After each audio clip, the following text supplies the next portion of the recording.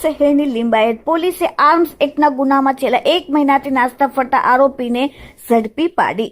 Limbayat police સ્ટેશનના inspector DD Chauhan અને second inspector Shri D ચૌહાણના દેખરેખ હેઠળ પોલીસ સ્ટેશન વિસ્તારમાં ગેરકાયદેસર હથિયારબંધીના કેસો શોધી કાઢવા સૂચના આપતા લિંબાયત પોલીસ સ્ટેશનના સર્વેલન્સ સ્ટાફના માણસો ગેરકાયદેસર હથિયારબંધીના કેસો શોધી કાઢવા માટે જ્યારે પેટ્રોલિંગમાં હતા ત્યારે નાસ્તા ફરતા આરોપીને પકડવા માટે ટેકનિકલ વર્કઆઉટ કરીને હ્યુમન સોર્સિસના આધારે વિશ્વાસુ બાતમીના આધારે તહેઝીબ ઉર્ફે લાલા નિસાર શેખ ધંધો મજૂરીનો અને હાલ રહેવાસી ગલી નંબર 11 દયાના મોહલ્લા રમઝાનપુરા માલેગાંવ વાળો જે અત્યારે હાલમાં લિંબાયત વિસ્તારમાં આંબેડકર નગર પાણીની ટાંકી પાસે છે, જ્યાંથી પોલીસે ઝડપીને કાયદેસરની કાર્યવાહી કરી.